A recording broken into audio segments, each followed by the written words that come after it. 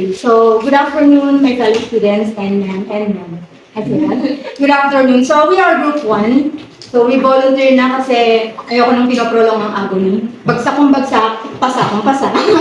Ganyan. Pero ready na kami kasi yung Wednesday pa. Kaya gusto na namin ito dito. So, the Sustainable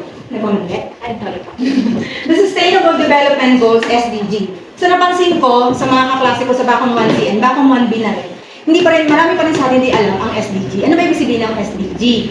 So kasi napag-aralan natin to kay Sir Renzel, di ba? DevCom. Ang SDG is, ibig sabihin ay the Sustainable Development Goals.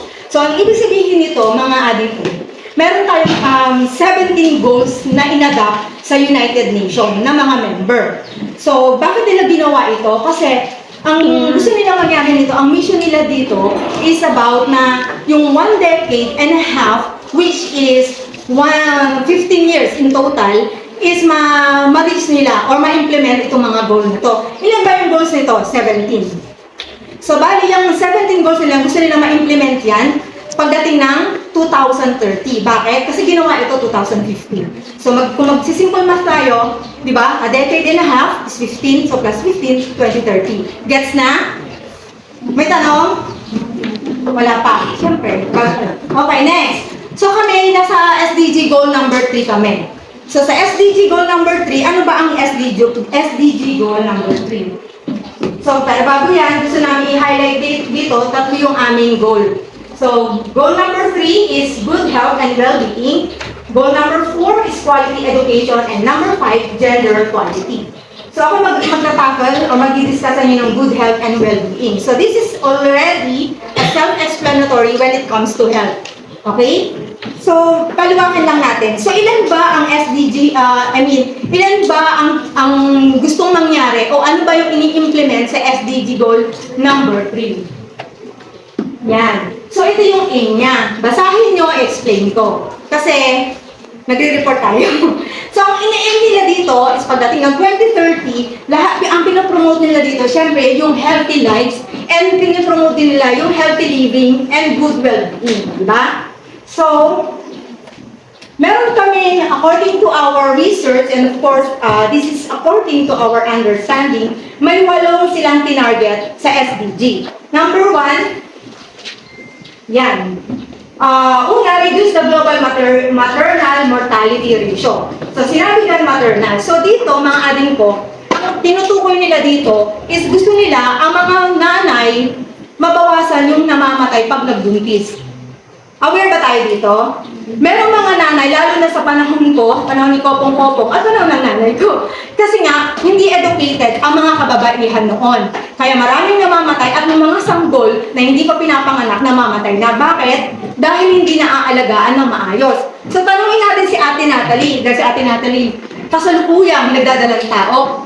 Ikaw ba ay nagpapaprenatal ngayon, ate? Yon. Kasi nung araw, ng mga panahon ng nanay ko, hindi pa uso ang prenatal na tinatawag. So, ibig sabihin, kaya namamatay ang mga nanay kasi baka may mga sakit sila na, alam niyo yun, yung hindi nila alam, tapos, meron palang impact yun sa pagbubuntis nila. Kaya pag nanganak sila, ayun, namamatay sila.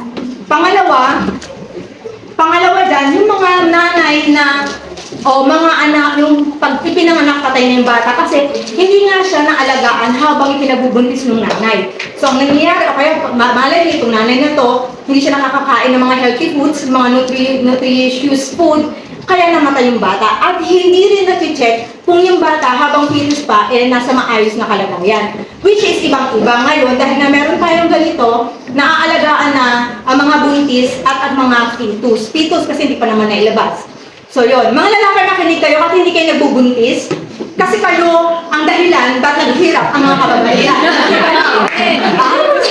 Kasi nagkakagalan sila. Okay, so ngayon, katulad noon, dahil nga hindi pa aware ang mga nanay nung panahon noon, ang nangyari, meron noon na balita, siyempre hindi nyo na yan nabalitaan dahil iba na yung ano nyo, may nabalitaan noon, nanganganak lang ng isang babae, akala niya, napupup siya.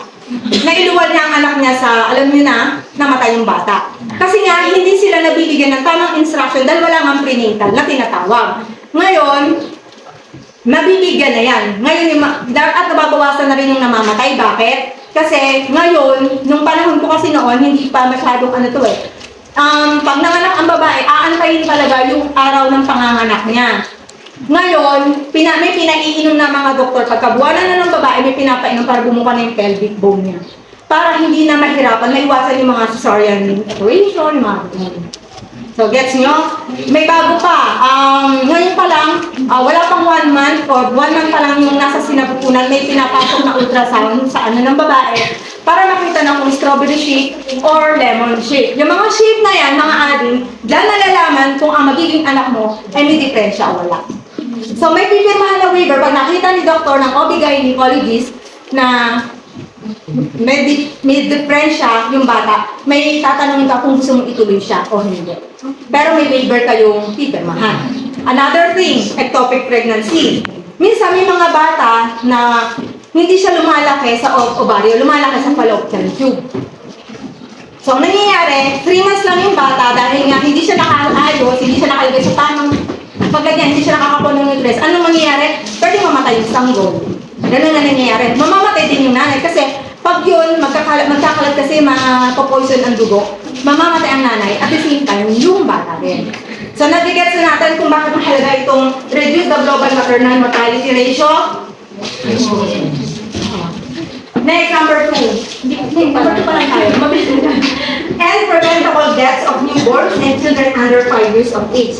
Kasi nga, oo nga, naipanganak siya ng maayos. Pero bakit ang daming namamatay na wala pang 5 taon, na mawala na siya sa mundo? Kasi mga ading, kung maamin nyo, lalo na siguro, lalo na kayo dun sa ating kaklase na buntis na, very important yan. Kasi hindi porket pinanganak ang bata na healthy, magiging healthy na yan. Kaya kailangan nasusubaybayan. Kaya tayo may mayroong mga under 5 clinic. Kung mapapansin sa BGAs, alam ko dito sa Trinidad, I'm not kasi particular or familiar here kasi I'm from Baguio City. So, meron tayong mga health center para mangalaga sa mga bata na under 5 years old. Kasi mga kahit malusot ang anak, ngayon may tinatawag na newborn test. Pagkapanganak pa lang ng bata, pinukuha na ng dugo sa talampakan. Doon sila kumukuha ng dugo para doon nakikita kung ang batang pinanganak ay may sakit na o wala pa. So yun, para ma-prevent. So siyempre yung mga bata, nabibigyan din sila ng libreng bakuna, libreng vitamin, ganun siya. Next, number 3, ensure universal access to sexual and reproductive healthcare services. So dito naman mga ading, it's the same thing with reproductive healthcare. Pero ito, bukod sa pagbubuntis, inaalagaan din ang mga kababaihan. Lalo na yung mga kababaihan na wala pang asawa, pero magandang score ka, sexually active, yung mga ganon. So, pumupunta yan sa health center, nagpapalinis sila kasi nga, baka magkaroon sila ng, alam na natin, nagkakaroon ng AIDS or HIV. Lalo na pala, yung mga ang trabaho nila, huwag naman natin silang pero yung mga, alam niyo na, yung mga prostitute, di ba? So, kailangan talaga nila yan. Kasi para nag-check sila, na may assurance na healthy pa rin sila at hindi sila makakuha ng mga sakit. Nagigets natin po? Okay, so dyan pa rin, nagbibigay sila ng mga libreng contraceptives. Halimbawa yung condom is saan yan ibinibigay sa mga so ito ibinibigay ito sa mga health center, sa mga barangay na rin of course, para naman hindi dumami ng dumami kasi nga nagkakaroon na tayo ng family planning dahil kailangan na dahil overpopulated na tayo. Pero syempre, ang inaano pa rin ng gobyerno dito is magkaroon tayo ng healthy family planning. Okay? Number 4. Ayan. Hindi na mabasa masyado mahaba. So, ibig sabihin yan, ito na, yung universal health coverage. So, dito naman dito naman pumapasok din, marami to eh. Dito yung gusto nilang dito, ma-achieve nila dito, is lalo na yung mga may AIDS at saka may HIV. So, siguro pinag-aralan namin ito, no, nung junior high school, I think. Yung iba pagkakaiba ng HIV tsaka AIDS. Ang HIV, ibig sabihin nito, Human Immunodeficiency Virus. Ano ang pagkakaiba niya sa AIDS? Parehas lang sila pero na-upgrade lang na HIV. HIV will become AIDS kapag hindi siya nag-upgrade. Oo, kasi nga upgraded na yung... Hindi po yan kasali sa discussion ng kay Ma'am Flor under sexual self? Sa'yo naman po yung mga transmitted diseases. Hindi ko kasi wala akong ganun subject mo. Irregular. Hindi namin siya classmate sa ano. Okay.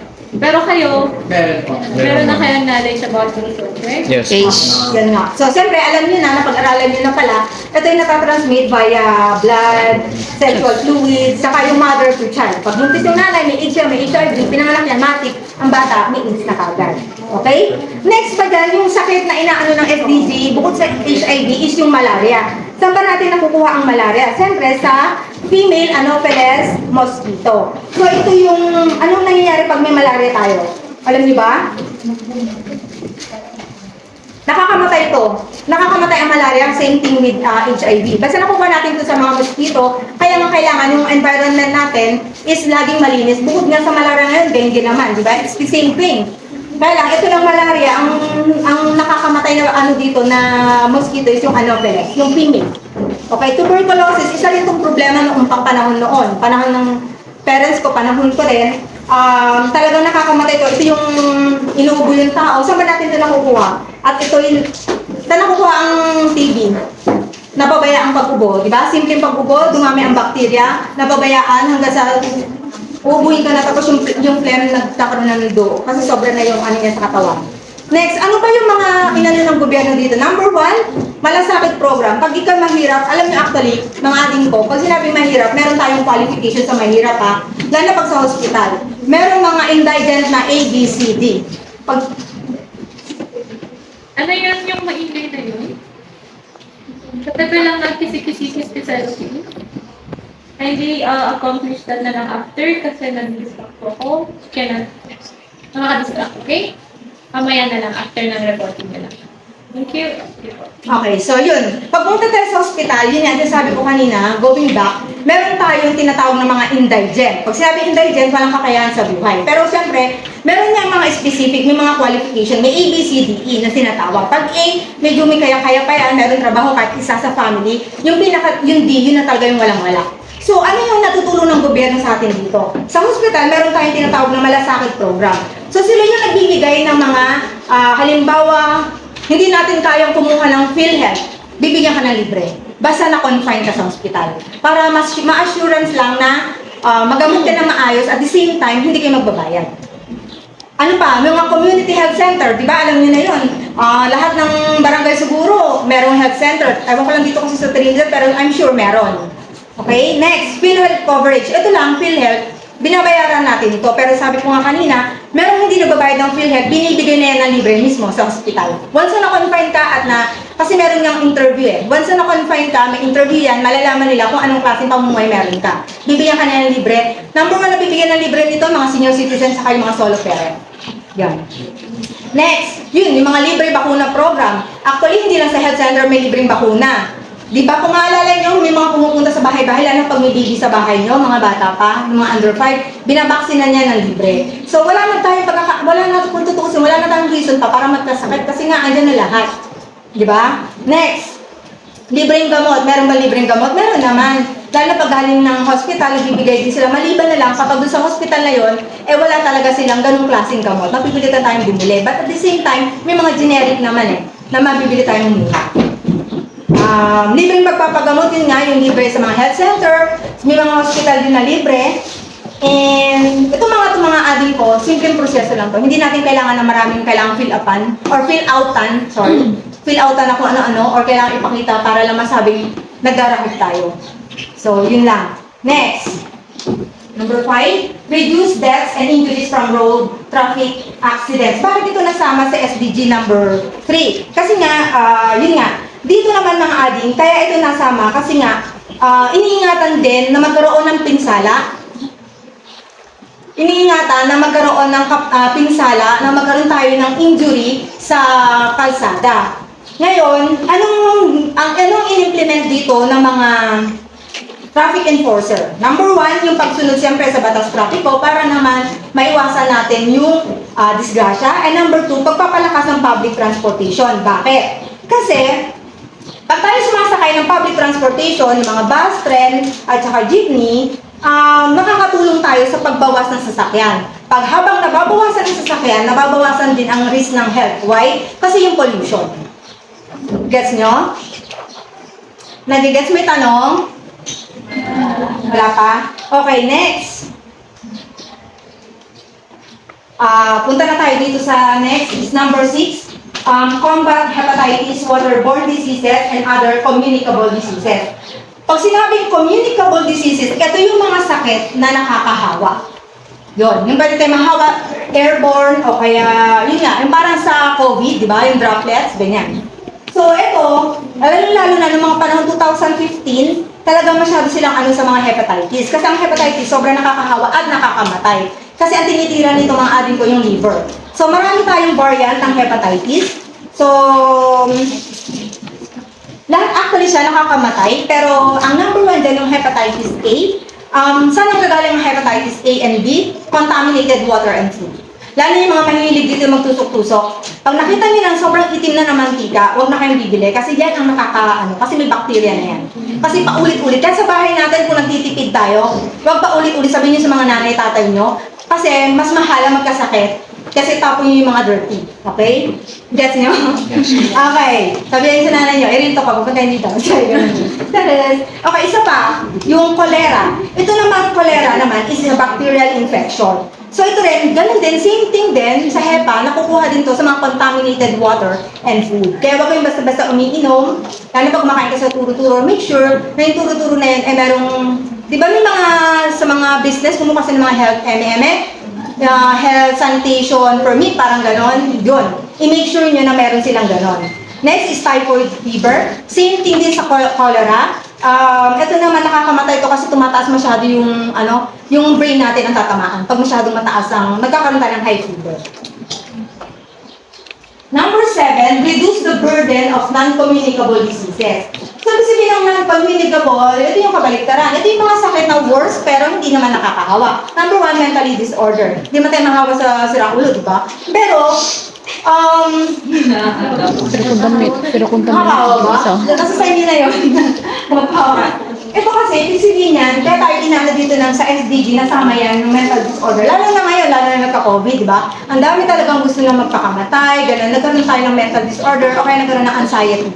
Kasi ito yung mga, anong kailangan ng mga ito na gamot? Siguro bukod sa, kung di ka naman siguro sobrang na gano'n, hindi mo na kailangan uminom ng Si John, pag tawa ng tawa mo, kang lumulubog sa bilo natin.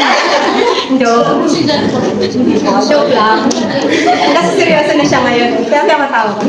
Ngayon parang, di ba, parang, kung hindi naman tayo naging prung-prung, kulang kaya, hindi natin kailangan ng maintenance, di ba? Pero, ang inaano dyan, kapag nangangailangan tayo ng kausap, counseling, lalo na sa inyong mga kabataan, kasi napapansin din namin, napapag-usapan din namin yan, minsan na bakit ang mga kabataan ngayon medyo yung pag-iisip natin ngayon, kung nagkaroon tayo ng problema, parang gusto na natin kagad magpakamatay. Di ba? Kaya ang kailangan gamot dyan is counseling, kausapin. Siguro yung parents, pwede rin. Kung kailangan kaya sa pagalitan, kausapin. Kung hindi kaya, yun, meron tayong mapupuntahan ng mga agencies na libre. And one more thing, yung mga may cancer, yan, non-communicable yan, yung mga diabetes, hindi sila nakakahawa pero nakakamatay sila. So, ibig sabihin niya, meron tayong malalapitan na mga programa ng gobyerno para humingi tayo ng tulong kung hindi natin kaya magpa-chemotherapy o hindi natin kaya bumili ng mga gamot na mamahalin. And number 8, lastly, strengthen the prevention and treatment of substance abuse. Ito naman, narcotic drug and harmful use of alcohol. At alam na natin ito, yung mga hinuhuli ng mga pideya, yung mga gumagamit ng pinagbabawal na gamot. Ulit? Sorry. Okay, yung hindi lang yun yung alcohol, lalo na mga ading, kapag maaga pa lang, nasa teenage year ka pa lang at umiinom ka na ng alak, naninigarilyo ka na, nasisira ang utak natin dyan. Kaya, hindi lang yan specific sa drugs. Kasi parang, rin yan, drugs din yan. Kasi, ba't nasisira ang utak? Kasi nga, puro usok nilalanghap na wala ng kwenta. Diba? Diba? Ngayon, anong naitutulong ng gobyerno dyan? Pwede tayo ipasok sa mga rehabilitation center na libre o kaya yung mga mura, yung may kakayahan lang para bumalik kayo sa dati. Sa dati ng pagkatino, specifically, ganun siya. So, ano-ano yung mga programa ng gobyerno? Siyempre, promoting mental health awareness, access to mental health services, integration of mental health into primary health care, tsaka early detection and treatment, promotion of well-being, addressing social determinants, research, and data collection. So yung mga yan, ang dami nating programa ng gobyerno na malalapitan. Akala lang natin wala, pero marami yan. Ngayon, may tanong dito sa ano natin, doon sa binigay ni Ma'am. Sabi niya, nai-impose ba o nai-implement ba yung SDG number 3, yung goal ng ating ano na yan, SDG? Tayo muna tanungin ko bago ko sa, nai-implement ba sa tingin niyo sa mga pinaliwanag ko? Meron o wala? Meron. Bakit? Provide naman sila na. Sige. Oo, tama naman kayo. Thank you sa pakikinig nyo. Meron naman, kasi nararamdaman naman din natin talaga na itong mga sa health natin, eh naipoprovide naman sa atin talaga. Minsan siguro, kulang lang tayo sa kaalaman kung saan tayo pupunta. Kung saan tayo hihingi ng tulong, kung saan ahensya tayo hihingi ng tulong. Kaya ako, hindi ako naniniwala, naghihirap ang Pilipinas kasi ang dami nating programa, di ba? Kaya kayo, katulad ko, ate, ba't tinatanong niyo minsan, ba't nag-aaral ka pa? Tapos sa gobyerno pa ako. Kasi minamaximize ko lang yung hinuhulog kong tax para hindi pinupupit o pinukurap ng mga kasapuan. So yun mga ading ko, nai-implement ito. Sana magamit, hindi naman sa magamit magkasakit kayo, pero at least ngayon, aware na kayo, alam na natin, sabihin sa mga nanay, tatay nyo kung saan kayo pwedeng pumunta. Kasi ang dami lalo na yung mga dukha, yung mga mahirap, sasabihin nila, hindi ako makapagpagamot kasi wala akong pera. May pupuntahan tayo ng mga ng mga ahensya ng gobyerno. Do you have any questions for me? Pag-group ka ate, wag ka. Yung hindi ka group, may tanong, at tinatanong, baka may tanong ka sa pagbubuntis. Turuan ka ng mamaya. Sorry. Tanong mo rin. Okay, may tanong wala talaga? Okay, thank you so much. Dyan mo na tanong ka. Sorry, okay. So, since natakal na namin yung healthy and ng SDG number 3, so si Mr. Carnate ang mag-introduce ng quality education.